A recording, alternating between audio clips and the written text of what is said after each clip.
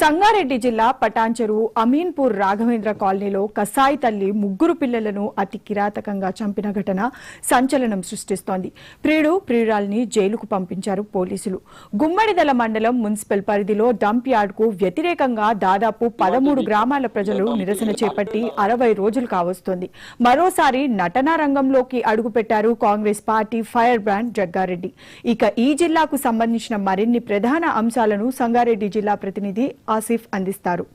Weekly round up లోని సంగారెడ్డి జిల్లాకు చెందిన ప్రధాన అంశాలు చూసినట్టయితే ముఖ్యంగా కన్నతల్లి ముగ్గురు పిల్లల్ని చంపిన ఘటన రాష్ట్ర వ్యాప్తంగా సంచలనం సృష్టించింది. సంగారెడ్డి జిల్లా పటాన్చెరు నియోజకవర్గం అమీన్పూర్ రాఘవేంద్ర కాలనీలో నివాసం ఉంటున్న చెన్నయ్య రజిత దంపతులు గత 3 సంవత్సరాల నుంచి నివాసం ఉంటున్నారు. వీరి రంగారెడ్డి జిల్లా చెందిన వారుగా గుర్తించారు. అయితే ఈ రజిత చెన్నయ్యకు ముగ్గురు సంతానం కూడా ఉన్నారు.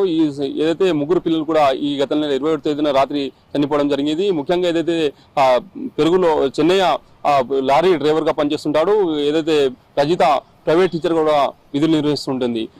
27వ తేదీన రాత్రి సమయంలోని ఏదైతే అన్నం తిన్న తర్వాత పనుకున్న నేపథ్యంలో రాత్రి 12 గంటల సమయంలోనే ఏదైతే రజితను కడుపు నొప్పి గొంతు నొప్పితో బాధపడుతుంటే ఏదైతే చెన్నయ్య భర్త దగ్గరలో ఉన్న ప్రైవేట్ ఆసుపత్రికి కూడా తరలించారు. ప్రైవేట్ ఆసుపత్రికి తరలించిన నేపథ్యంలోని ఇక్కడ రజిత పిల్లలను కూడా విషమిచ్చి చంపినట్లు కూడా సమాచారం అందుకున్న చెన్నయ్య హుటాహుటిన ఇంటికి చేరడంతో పిల్లలు కూడా చనిపోవడం జరిగింది. ఆ తర్వాత పోలీసులు కూడా సమాచారం ఇవ్వడం జరిగింది.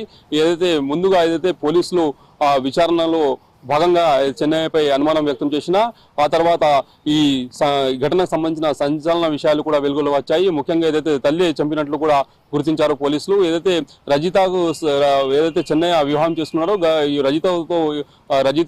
రజితకు ఏదైతే చెన్నయ్యకు దాదాపు 20 సంవత్సరాల వయసు పెద్దగా ఉండడంతో ఆమెపై భర్త వివాహేతర సంబంధం కూడా రజిత వేరే వారితో వివాహేతర సంబంధం కూడా పెట్టుకుంది. ఈ నేపథ్యంలోనే ఏదైతే గతంలో ఏదైతే గెట్ టుగెదర్ పార్టీగా గతంలో ఇంటర్లో చదువుతున్న ఏదైతే క్లాస్మేట్ గా ఉన్న శివకుమార్ అనే వ్యక్తితో పరిచయం ఏర్పడిన నేపథ్యంలోని వివాహేతర సంబంధం కూడా కొనసాగింది.